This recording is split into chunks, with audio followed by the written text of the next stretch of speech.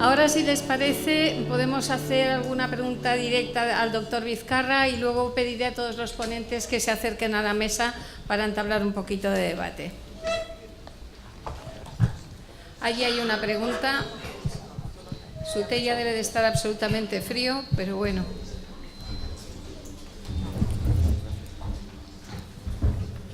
Una de las cosas que dice Steiner, una cosa preciosa que dice Steiner y que quiero compartir con vosotros, es la diferencia del café con el té. Para mí, digo Steiner porque todas las cosas que él hablaba de medicina sin tener título médico, pues a lo largo de bastantes años los he ido investigando y experimentando y tiene mucha razón. Steiner dice que el café es una bebida, él murió en 1925, y él decía que el café es una bebida recomendada para los periodistas, porque se tienen que poner y concentrar y focalizar la mente racionalmente en la noticia, en darla y en cómo darla, ¿no? Entonces el café ayuda a eso, a concentrar, a focalizar la mente, pero el doble es que también te produce cierta ansiedad.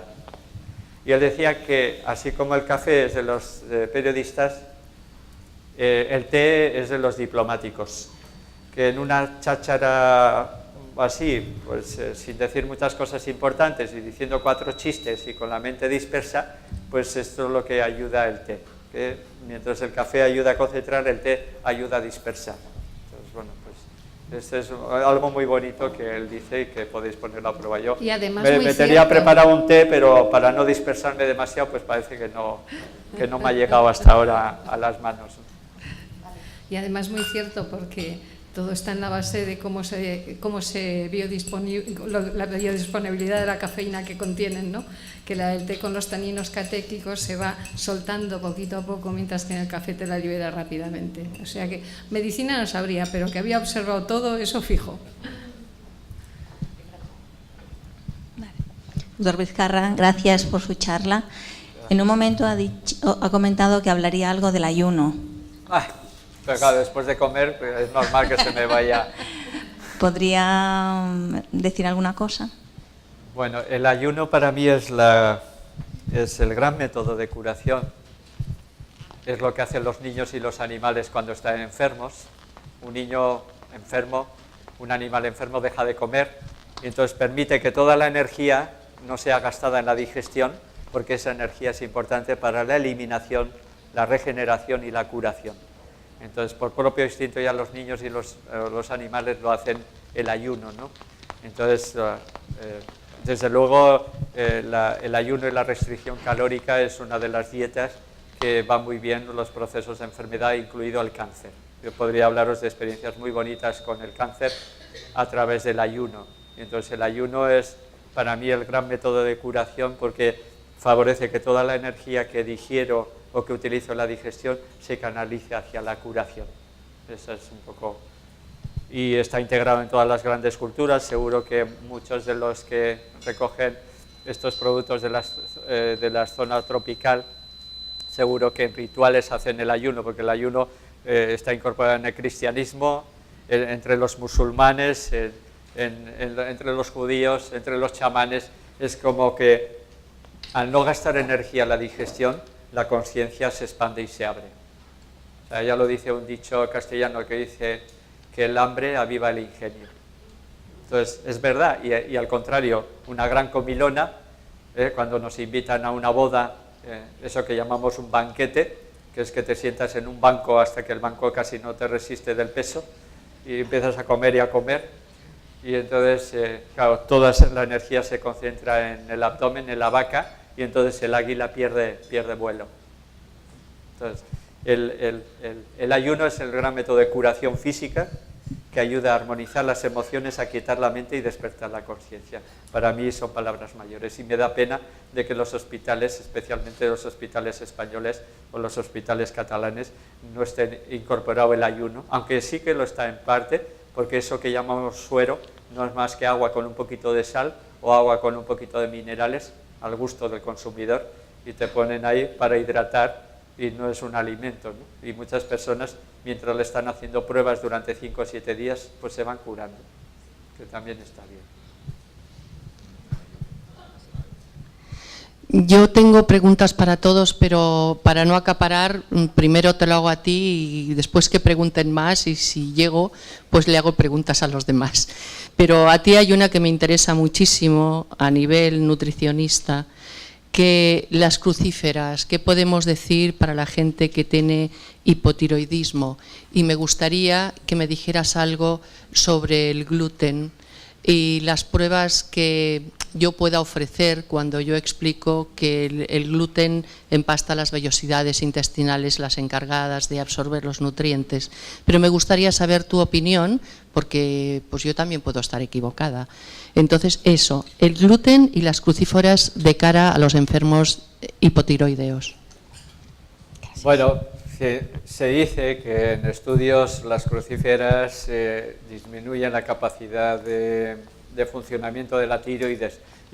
Verdaderamente yo no las quito, O sea, de alguna manera la tiroides, como un médico brasileño decía, la tiroides es el órgano a través del cual la conciencia entra en el cuerpo. Entonces sí que hay algo de eso y de hecho el estrés produce hipertiroidismo.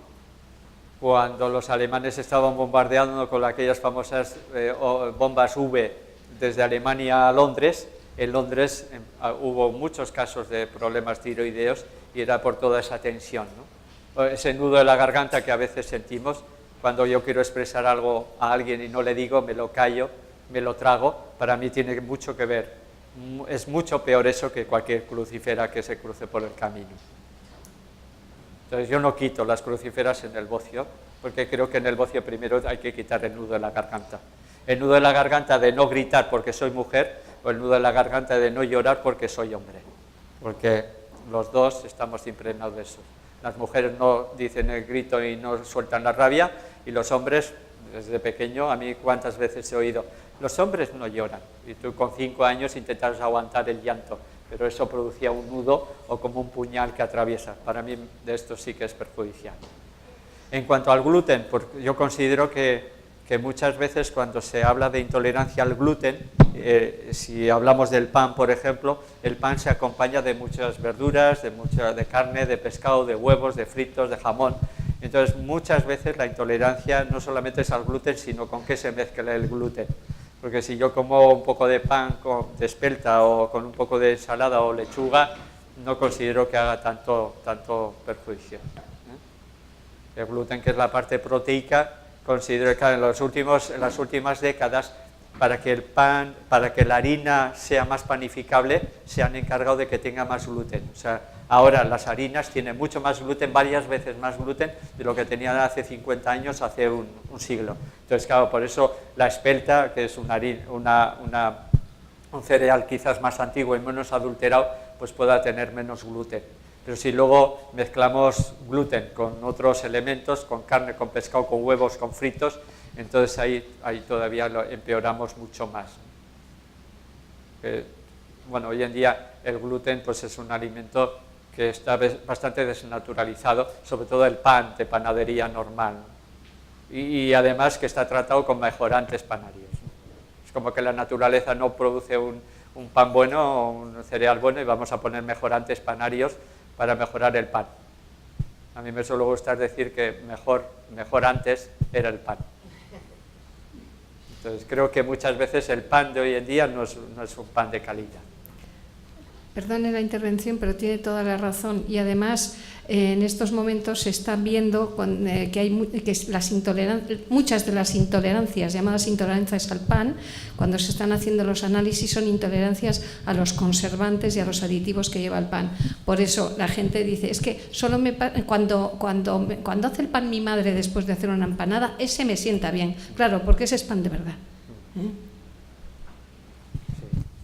Y con la leche pasa lo mismo, ¿no? Podríamos hablar de leche o de lácteos y podemos hablar de mala leche, que es la otra.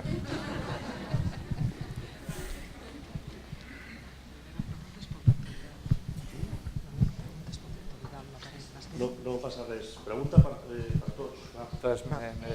Entonces, ¿no hay ninguna más en particular para el doctor Vizcarra? Sí, pues le pasamos aquella para el doctor Vizcarra que es específica y luego pasamos a las preguntas generales. Vale. Y la primera será ella, claro. Gracias. Me gusta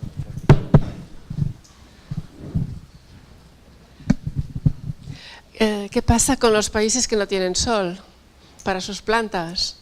O con los que están contaminados, como la China, por el carbón.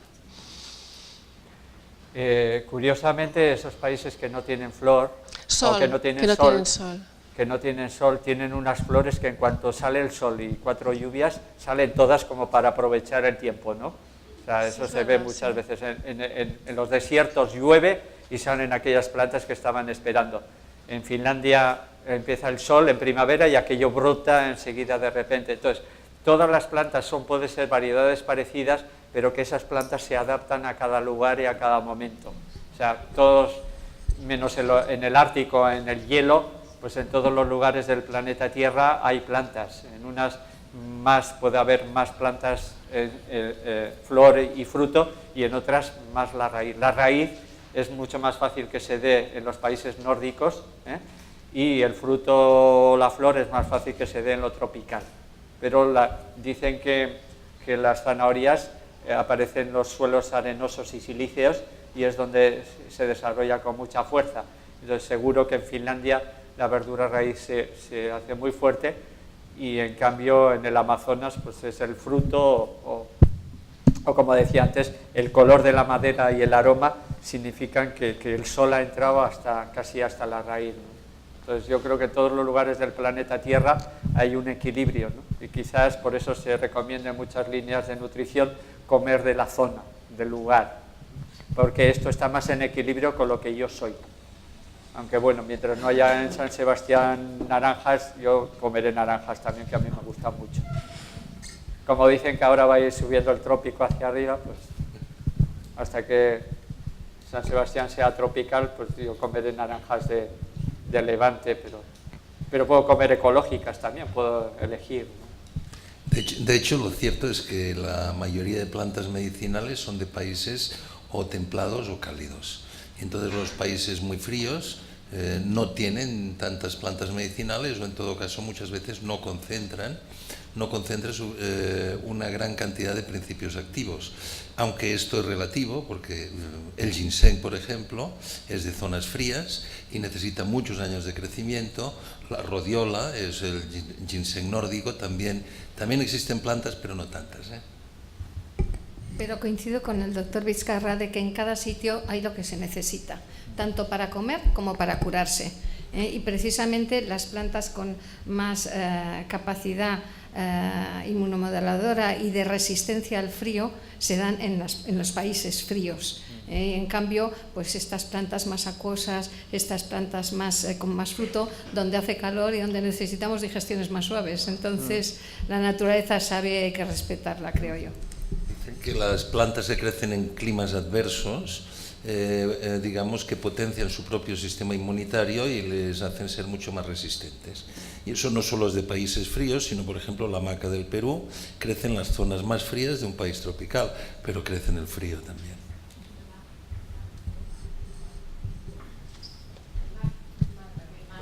La maca. Es un rabanito que crece a 6.000 metros en el Perú y que tiene una acción adaptógena también, es un adaptógeno.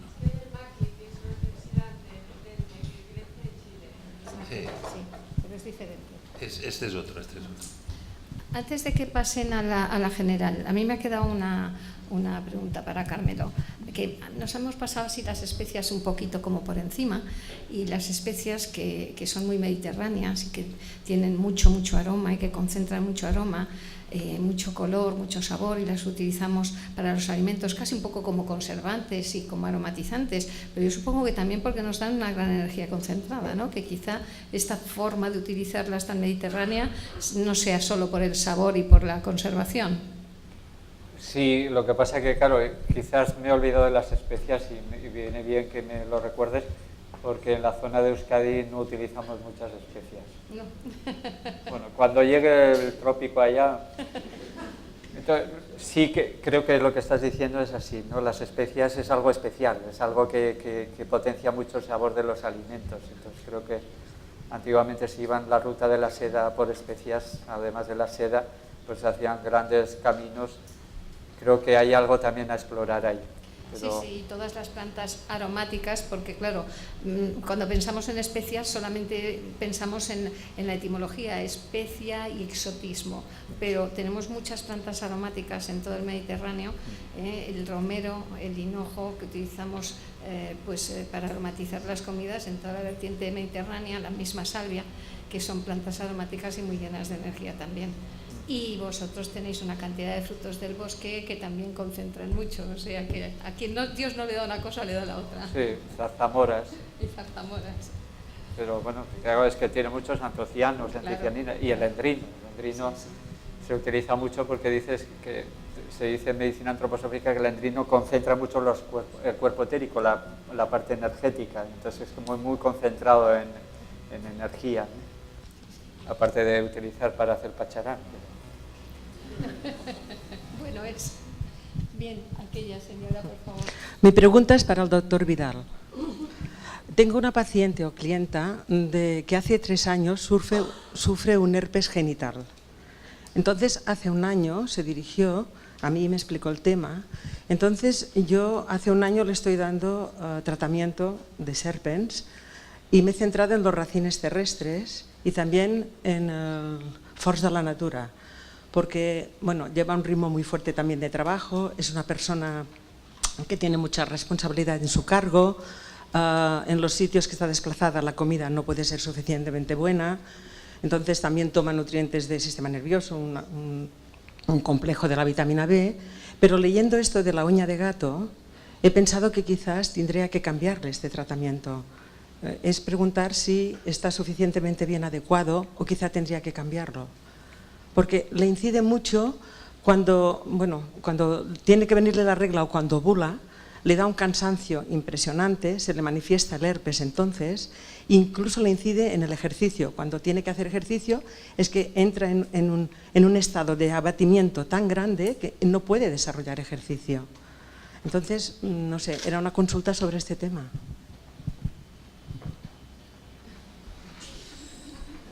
No tengo ni idea. Pues entonces ya está. Haré la medicación bajo mi criterio. Porque, no lo sé, porque es que son muchos factores, ¿no? Ya.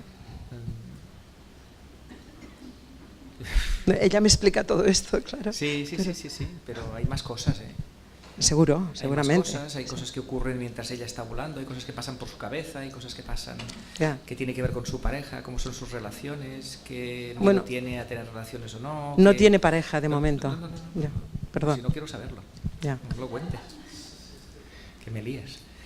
No, quiero decir que nosotros esperamos que una intervención nuestra resuelva todas las cosas. Y nosotros lo que hacemos con nuestra intervención es poner las condiciones para que se resuelvan las cosas. O sea, el hecho de trabajar con una planta adaptógena que sea un buen remedio para modular su inmunidad es una gran cosa y es algo que la pone en una situación favorable para que pueda trabajar con su inmunidad. Si es mejor racines terrestres, o sea, si es mejor el lapacho o uña de gato, pues no lo sé, los dos son buenos y quizá una combinación de los dos, yo utilizaría los dos, más que uno solo si tienes a disposición, pero en el fondo estamos yendo a una sola parte de eso, ¿no? Que es a la parte de su inmunidad. Bien, una vez tenemos la parte de su inmunidad, tenemos otra parte que es cómo se alimenta, bien, y luego tenemos otra parte que es su estado emocional. Sí. ¿Qué ocurre en su ovulación emocionalmente? ¿Qué ocurre cuando tiene la regla emocionalmente? ¿Qué ocurre con sus parejas? ¿Qué ocurre con su situación previa? ¿Qué miedos hay del pasado? ¿Qué situaciones hay ahí que no están resueltas del todo? Porque si pretendemos resolverlo todo solo enfocándonos en un punto, yo creo que nos estamos equivocando. No, claro, porque estamos repitiendo o coleccionando una cosa sobre un aspecto, pero estamos descuidando los otros. Sí. Por eso es muy difícil contestar casos de pacientes en un entorno de simposium, de conferencia, porque cada paciente es un mundo... Sí, muy concreto. O sea que, por lo que pregunta respecto al tratamiento inmunitario, yo haría los dos, porque porque cubren cosas diferentes, cubren aspectos diferentes de la inmunidad, por tanto los dos se complementan. Vale, perfecto. Respecto a la paciente, no lo sé. No sé si vosotros podríais comentar alguna cosa. Yo quería comentarte una cosa, que primero que totalmente de acuerdo con Joan, pero tú has dado algunas de las claves. Una persona ejecutiva estresada que no se alimenta bien. Estos son los factores primeros que yo intentaría modificar. Una persona ejecutiva estresada que no se alimenta bien, posiblemente, y también es hacer una elucubración, en sus relaciones sexuales, también puede tener sus problemas y todo eso influye en una infección vírica. Es cierto que específicamente el lapacho pues, ha demostrado tener un efecto sobre los herpes virus, pero claro, esto desde un punto de vista muy pasteuriano, muy de causa-efecto directa, que es la visión que tiene la medicina ortodoxa. Si cogemos a la persona en su globalidad, yo creo que difícilmente se le puede hacer superar un herpes virus si no soluciona los otros problemas con los cuales seguramente ella no relaciona el herpes. Y quizá abundando en esto, mi experiencia con personas que tienen problemas de infecciones genitales, de cándidas de repetición y todo esto, hay que trabajar en el beneficio secundario del síntoma. O sea, para estas personas, tener un problema con las relaciones sexuales a veces es una solución, porque les impide enfrentarse a una relación sexual no querida, a una situación de pareja que no desean y que quieren romper, a una situación en la que no están a gusto, o sea que ya les va bien, y mantener eso a nivel inconsciente, ¿eh? O sea, no es, no, pero si estoy fantásticamente bien con mi pareja, pero inconscientemente hay algo que ya les va bien tener problemas para tener esto bloqueado y no tener que ocuparse de eso. Bueno, yo añadiría además que cada uno de nosotros, los que trabajamos así en el campo de la terapéutica, hay algunos remedios que nos van a ir bien y que nos funcionan, y a José Luis o a Joan le van a funcionar otros que no tienen nada que ver con los míos, ¿eh? O sea, es como que yo trabajo con el color rojo y verde, él trabaja con el azul y el violeta, y Joan con el naranja y con el amarillo. ¿Cuál es mejor color? No sé, cada uno de nosotros tenemos que descubrir. Como decía Balint, uno de los grandes, decía médico-medicamento. Solamente la presencia del médico, la presencia del terapeuta ya es curativa para aquel que va buscando curación. Entonces, pues a mí me van a funcionar unos remedios totalmente diferentes a los que le funcionan a José Luis o a Joan. Entonces tenemos que encontrar aquellos remedios que van conmigo y que además expresan parte de lo que yo soy y que ayudo a que despertar la curación que hay en ti. Igual yo te digo, este remedio es buenísimo, y tú utilizas y dices, no me va para nada, esto no me va, ¿no? Eso pasa en investigación, y se investiga y según la intención del investigador cambia el resultado de la investigación. Uno dice que la vitamina C endovenosa es buenísima porque cree en ello y le da y funciona muy bien, ¿eh? Y otro hace lo mismo creyendo que quiere demostrar que aquello no funciona y no le funciona. Y la intención, como dice la física cuántica, es tan importante que allá donde ponemos la intención cambiamos el resultado de lo que estamos estudiando. Es una pregunta para el doctor Vidal-Jové. Ha comentado que una dieta cetogénica podía ser adecuada para el tratamiento unos tratamientos de cáncer. Mi pregunta es, ¿tiene que llegar realmente a ser cetogénica? Mi idea es que realmente es el hecho de que haya mucha glucosa, que haya una carga de glucosa alta o alimentos de índice glucémico muy alto, lo que puede favorecer realmente la alimentación de las células tumorales. Entonces, reduciendo esa carga glucémica, sin llegar a ser cetogénica, ¿sería suficiente o una cosa implica la otra? Porque mi idea era que cetogénica es cuando hay muy alto de proteínas, muy bajo de hidratos. La respuesta es sí y no. Claro, porque o sea, depende de lo que tú quieras hacer. O sea, si para ti el impacto en la cetosis es muy importante porque no tienes otras herramientas, tiene que ser cetogénica hasta el extremo máximo, porque si no, no estás consiguiendo los efectos que tú quieres. Si simplemente ya te está bien porque el paciente está respondiendo a otros tratamientos y esto es para acompañar, entonces puedes no ser tan estricta. La verdad es que si quieres hacer una dieta cetogénica tiene que ser absolutamente y radicalmente cetogénica. Si no, no es cetogénica, si no, no lo es. Si no, es otra cosa. Bueno, quizás mi desconocimiento. ¿Cetogénica es por el nivel bajo de hidratos o porque haya mucha proteína y bajo de hidratos? Porque hay mucha proteína y mucha grasa y prácticamente no le das hidratos de carbono. Y lo que haces es que el paciente entre en cetosis, ¿eh? Como los niños que hacen acetona, pues es exactamente eso. Claro, eso es romper los esquemas de lo que piensa la mayoría de gente y de lo que piensa el paciente que tiene que hacer, etcétera, etcétera. Y a veces tú tratas de hacerla con proteínas vegetales, pero a veces no lo consigues y tienes que hacer proteínas animales. Y perdón, ¿me está diciendo que me tome una pechuga de pollo? Sí, le estoy diciendo esto. Nosotros tenemos en nuestro centro una nutricionista nuestra que lleva toda la vida y que no entra en las cetogénicas y que no puede con su alma. Y hemos tenido que fichar a otra persona para que haga las cetogénicas porque ella no podía. O sea, de manera íntima le parecía que era una aberración. O sea que tenemos problemas con esto. Pero la verdad es que los estudios demuestran que lo que funciona son las cetogénicas estrictas.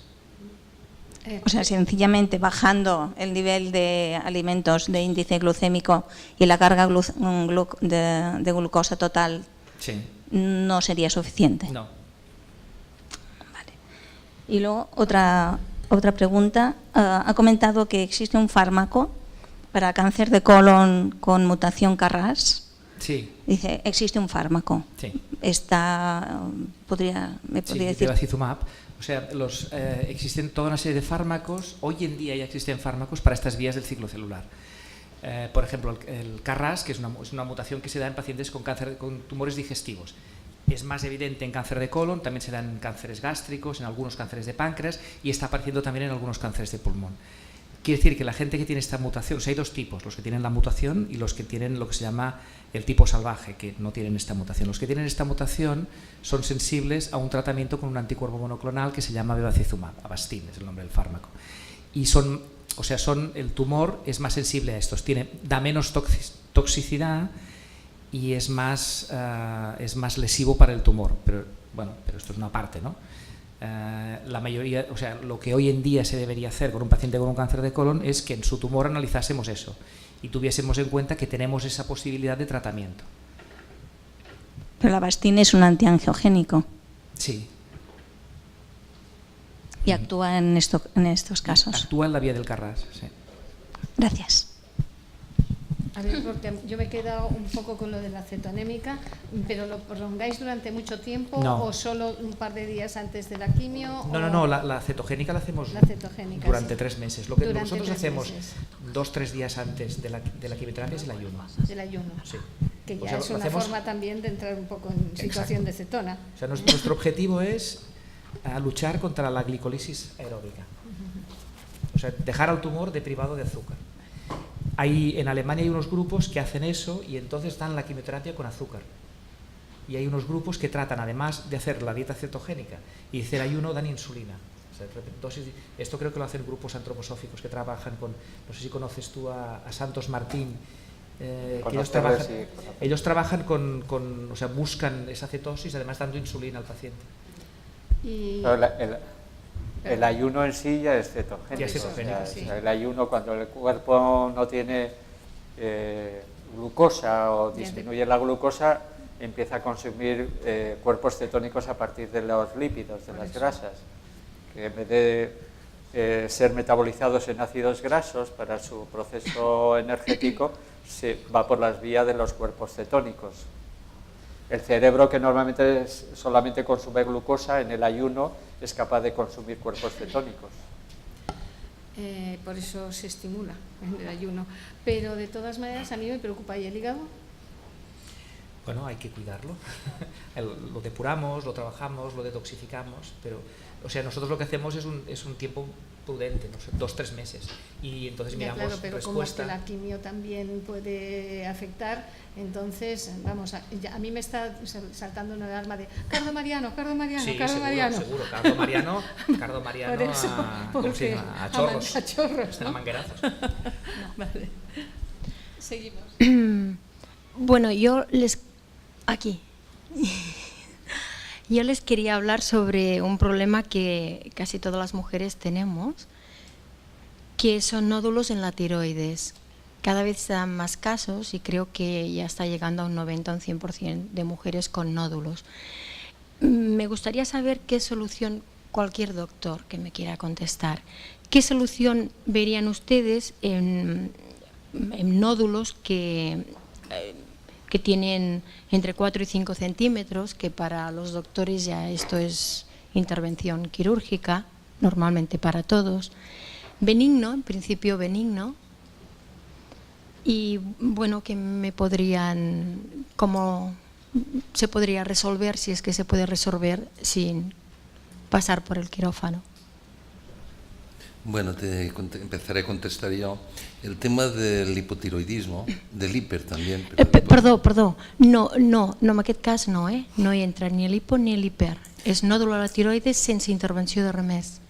Bueno, en aquest cas. La cuestión es que la tiroides, la mayoría de las enfermedades de la tiroides hoy en día se está viendo, y de hecho hay análisis de autoinmunidad para ello, de que tienen un componente muy importante, las tiroiditis y los procesos previos a la formación de un nódulo o de la alteración de la tiroides con problemas autoinmunitarios. Entonces estamos cada vez viendo más de que la autoinmunidad es un proceso de defensa que en ocasiones se convierte en agresivo. En ese sentido, yo creo que los adaptógenos tienen una utilidad, como decía antes, en tratamientos periódicos y repetitivos. Aún así, el problema de la inmunidad tiene que ver enormemente con el consumo de proteínas, sobre todo de proteínas modificadas. Antes se hablaba de la alergia al gluten, que no es una alergia, es una intolerancia, porque las alergias, propiamente dichas, son reacciones frente a proteínas. Entonces yo personalmente, delante de enfermedades de tipo autoinmunitario, antes de recomendar pues, un adaptógeno que regula la inmunidad, recomiendo dietas hipoproteicas, incluso ayunos, sobre todo una reducción importante de la cantidad de proteínas y una valoración muy importante de la calidad de las proteínas. Las proteínas, cuanto más cercanas sean a nuestra propia biología y cuanto más modificadas, tienen mayor capacidad de producir reacciones alérgicas y autoinmunitarias. Por eso el cerdo, que se dice que es lo más parecido al hombre que existe sobre la faz de la tierra, por la composición de su carne, por ejemplo, y el cerdo modificado, que en muchos embutidos lo encontramos, es una de las grandes causas de procesos autoinmunitarios. Pero yo no separaría la tiroides de este proceso un poco más global de afecciones autoinmunitarias. Un nódulo tiroideo, en principio, no tiene por qué significar nada más que la tiroides no está bien, aunque luego no haya un proceso de hipo o de hipertiroidismo. Yo no sé. Gracias. Yo añadiría dos cosas. Yo a esto del tiroides yo diría dos cosas, porque esto es una cosa que es muy prevalente, e incluso con todo el tema de los inductores estrogénicos hormonales en niños. Hay toda una serie de toxicidad en alimentos, en colorantes, en tóxicos del ambiente, en tóxicos en la alimentación, que están haciendo que tengamos inductores hormonales por todas partes, y uno es el tiroides. Productos tóxicos que están en la alimentación, en pesticidas, que parece que son muy similares molecularmente a la hormona tiroidea y que provocan todo esto que decía el doctor Verdonces de estas enfermedades autoinmunes. Hay una parte de toxicidad ahí, y hay otra que tiene que ver con la autoinmunidad, pero tiene que ver también con estar estimulados inconscientemente, y hay otra parte que tiene que ver con la no expresión de conflictos emocionales, de algo que no estoy soltando, algo que no estoy diciendo. Entonces yo en estos casos yo me olvido de si hay un nódulo, si hay un hipo o un hiper, y para mí todo esto es un cajón que es más o menos lo mismo. Trabajamos la inmunidad, trabajamos la expresión, y luego trabajamos una homeopatía que nos ayude a regular la función tiroidea. Y a partir de ahí ver qué ocurre. Y entonces, en función de cómo mejoras o cómo cambias las analíticas, entonces trabajas más por un lado o por el otro.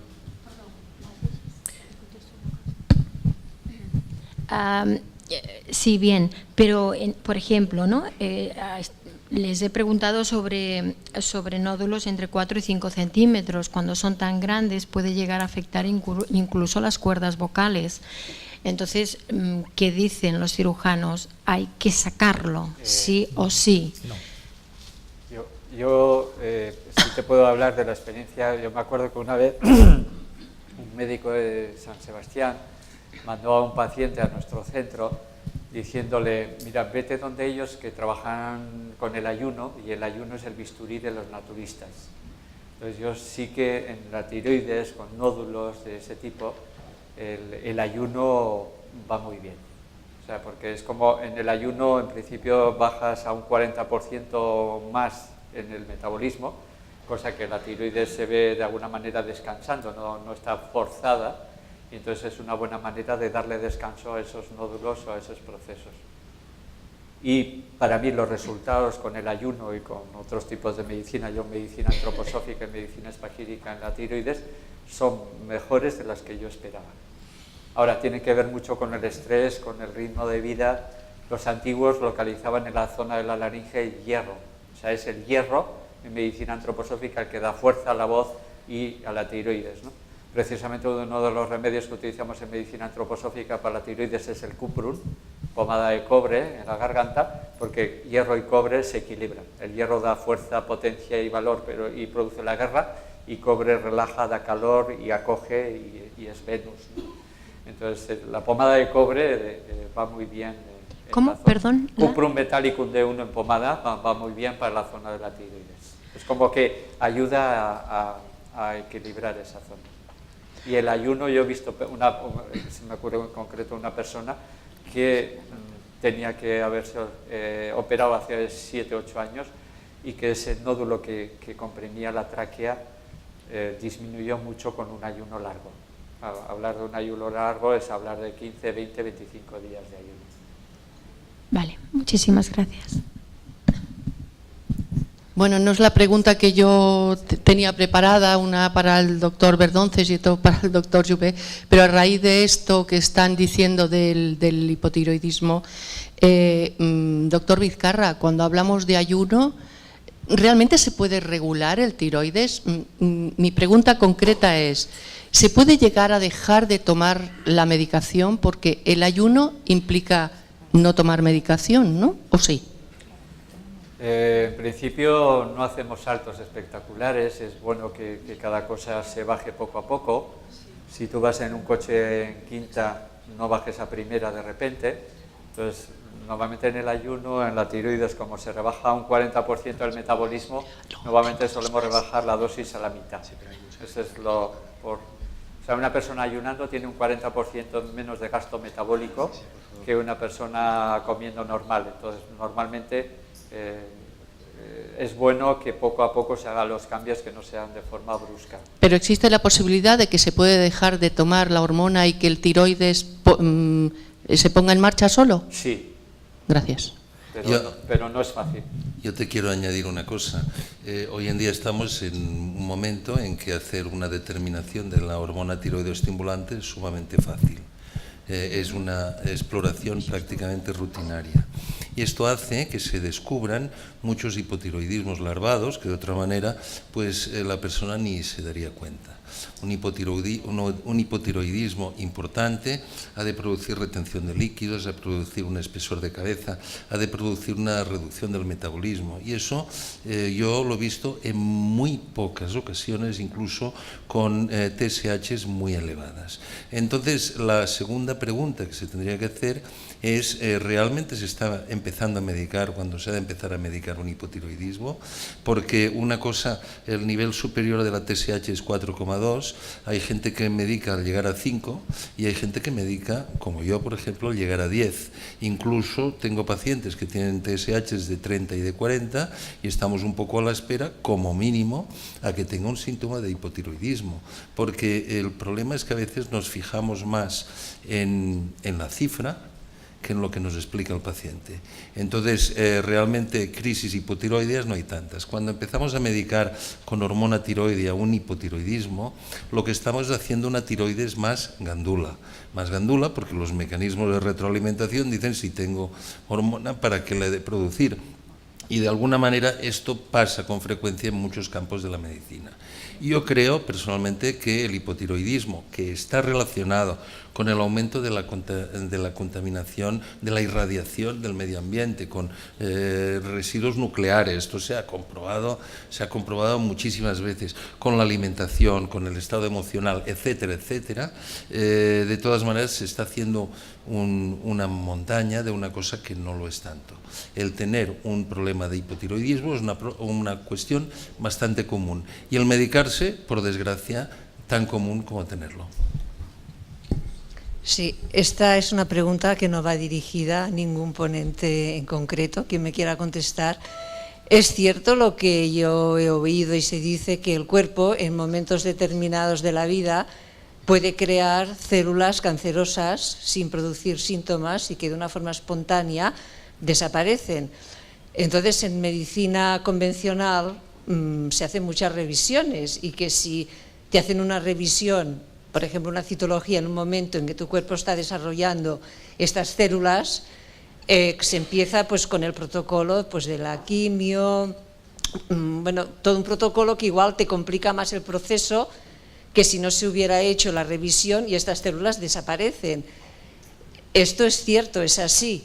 ¿O es algo que corre por ahí y no tiene ningún sentido? Y también si tanta revisión, en el fondo es bueno o no tan bueno. Los estudios que hay hoy en día indican que en mamografías, por cierto, en Inglaterra ya no se recomiendan, ni en Suiza se han dejado de hacer. En Suiza se han dejado de hacer porque había un sesgo en los que habían publicado los estudios, que eran todos radiólogos, o sea que ya les iba bien que se hiciesen mamografías. Por cada 25, o sea, por cada mujer que se beneficia de haber sido diagnosticada de un cáncer de mama y haber sido tratada y se salva, hay 25 mujeres que son tratadas innecesariamente. Y por cada hombre que se beneficia de un PSA alto y en el que se le diagnostica un cáncer de próstata que lo beneficia porque le evita la muerte, hay 45 hombres tratados innecesariamente. Hoy en día el PSA sistemático se ha dejado de hacer, se ha dejado de recomendar.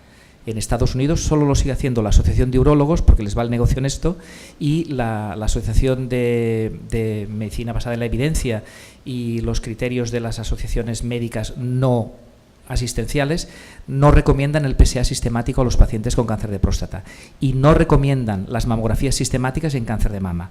Solo recomiendan que se hagan cada 2 años en mujeres entre 50 y 60 años. Punto. Y acaba de salir publicado un trabajo enormemente interesante sobre la cantidad de irradiación que significa el hacer una mamografía a una mujer. Yo solo te puedo hablar de esto, o sea, te puedo decir que diagnosticarte de una cosa incidentalmente te va a provocar más problemas que no diagnosticártela.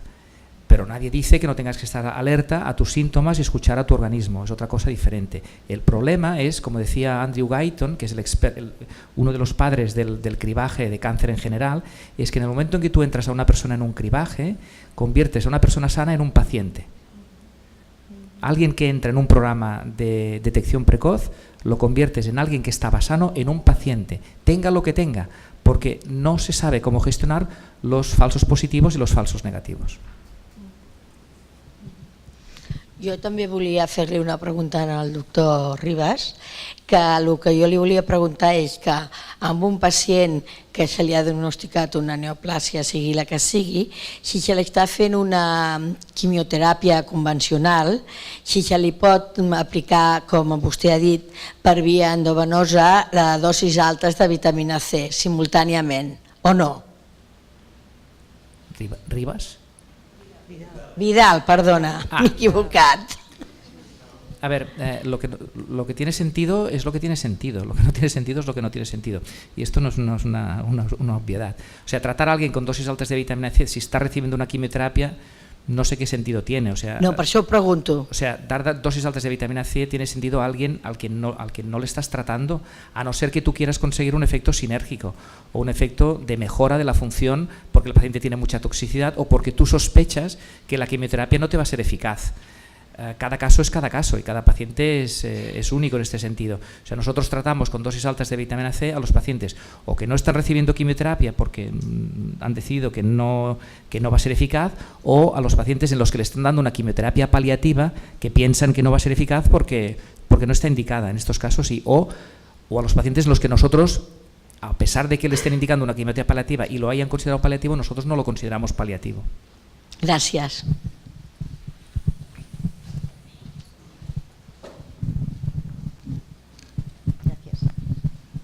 Yo quería saber, cuando hay quistes de ovarios repetitivos, ¿cuál es el mejor tratamiento? O si hay alguno. O...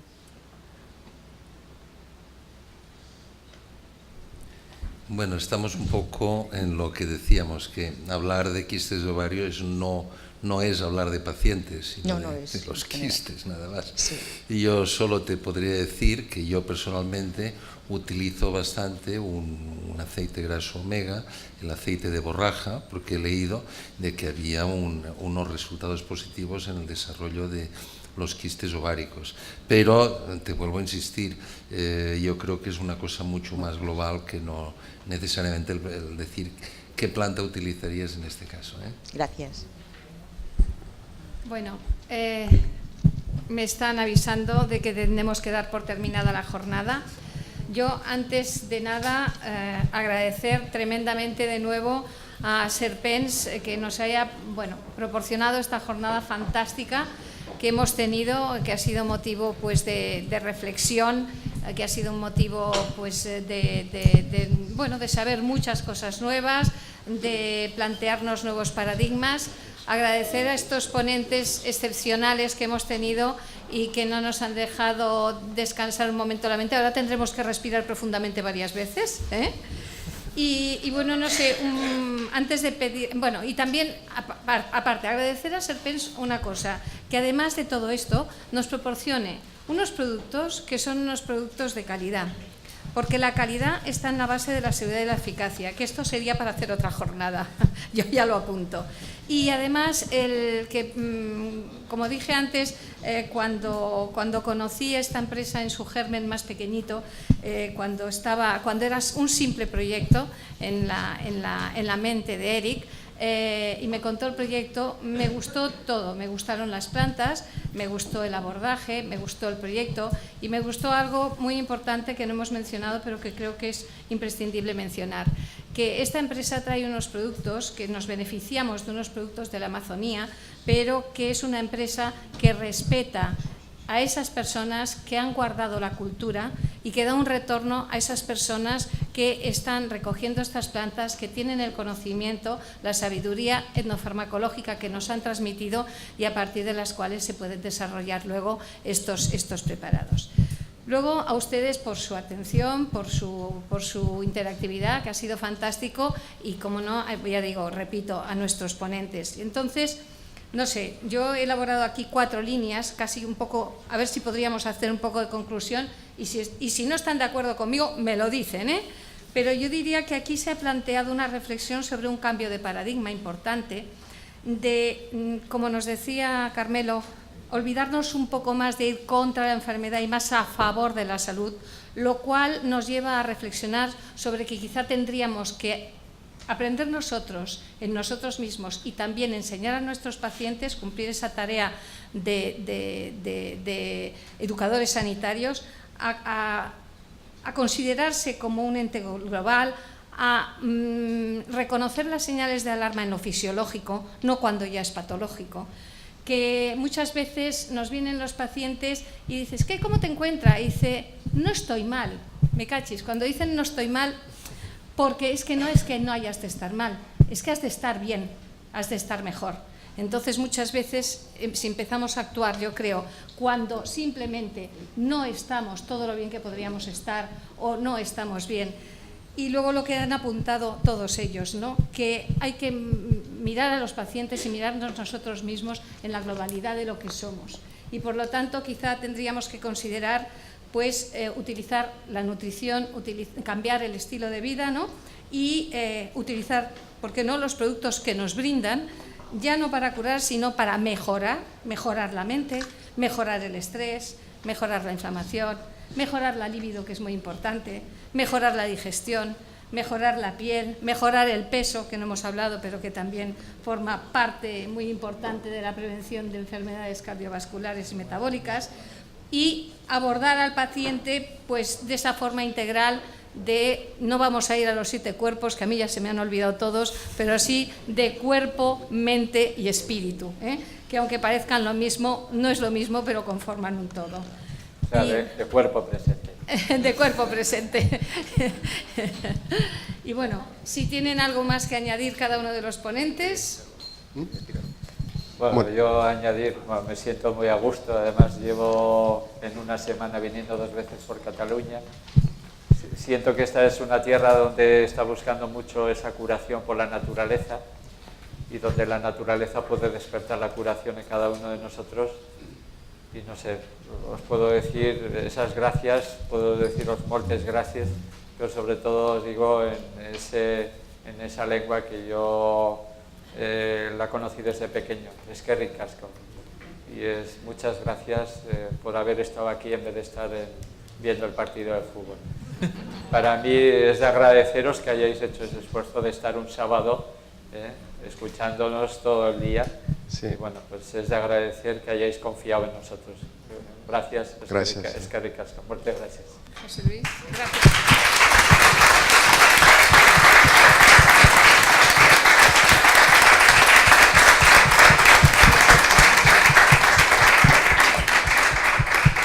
Yo después de lo que ha dicho Carmelo, es que ya no puedo decir nada más. En principio, seguid confiando en las plantas. Las plantas no solo son un remedio antiguo, que no anticuado, sino que son un remedio de futuro. Y creo que esta línea que arriesgadamente Serpens está tirando para adelante, porque no es fácil comercializar plantas con una indicación más global y no específica, pues yo solo tengo que desearles el máximo desarrollo y el máximo progreso. Gracias. Gracias.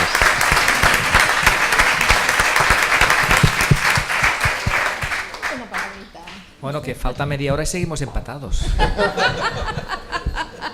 Pues si seguimos empatados vamos mal. Vamos mal.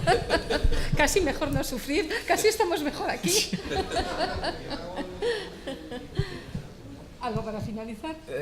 No lo sé, me ha encantado estar aquí y lo he pasado muy bien. Pues muchísimas Espero gracias. que se haya pasado lo mismo.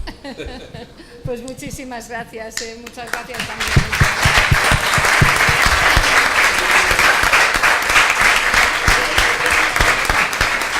Bueno, gracias a ti, MJ. Muchas gracias.